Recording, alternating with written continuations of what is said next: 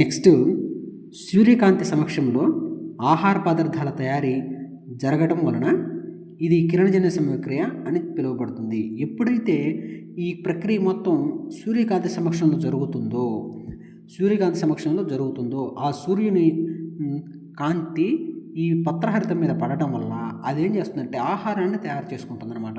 ఆహారాన్ని సూర్యకాంతి సమక్షంలో తయారు చేసుకుంటుంది కాబట్టి దీన్ని కిరణజన్య సమక్రియ అని పిలువబడుతుంది. కిరణజన్య సమక్రియను జరపడానికి పత్రహరితము, సూర్యరశ్మి, కార్బన్ డైఆక్సైడ్ మరియు నీరు అవసరమవుతాయని తెలుస్తుంది.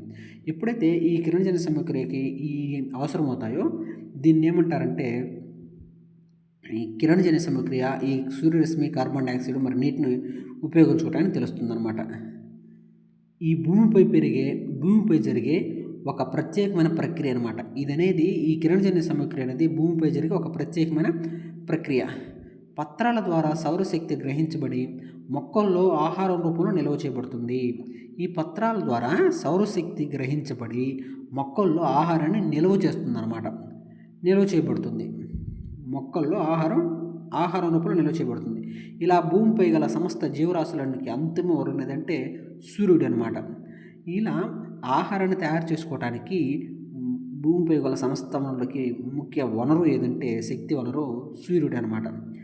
కిరణజన్య సమక్రియ లేకుంటే ఎలాంటి ఆహారం ఉండదన్నమాట. కిరణజన్య సమక్రియ లేకపోతే ఎలాంటి ఆహారం అనేది భూమి మీద ఉత్పత్తి జరగదు. దాదాపు అన్ని జీవుల మనుగడ ప్రత్యక్షంగా కానీ పరోక్షంగా కానీ మొక్కలచే తయారు చేయబడిన ఆహారం పైనే ఆధారపడి ఉంటుంది.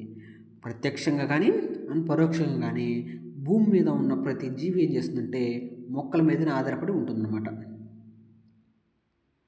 అంతేకాక అన్ని జీవుల మనుగడకు అత్యంత ఆవశ్యకమైన ఆక్సిజన్ వాయువు కూడా కిరణజన్య సమక్రియ ద్వారా జరిగేటప్పుడు ఉత్పత్తి అవుతుంది. కిరణజన్య సమక్రియ జరిగేటప్పుడు కూడా ఈ ఆక్సిజన్ అనేది ఉత్పత్తి అవుతుందన్నమాట.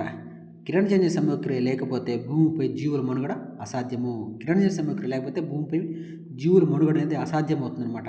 కిరణజన్య సమక్రియ జరిగేటప్పుడు పత్రహరితము కలిగిన పత్రాలలోని కణాలు సూర్యరశ్మి సమక్షంలో పిండి పదార్థాలను తయారు చేసుకోవడానికి కార్బన్ డైఆక్సైడ్ మరియు నీటిని ఉపయోగించుకుంటాయి.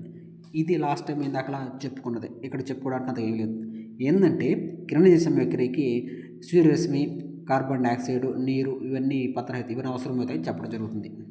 నెక్స్ట్ చెప్పుకుందాము నెక్స్ట్ వీడియోలో.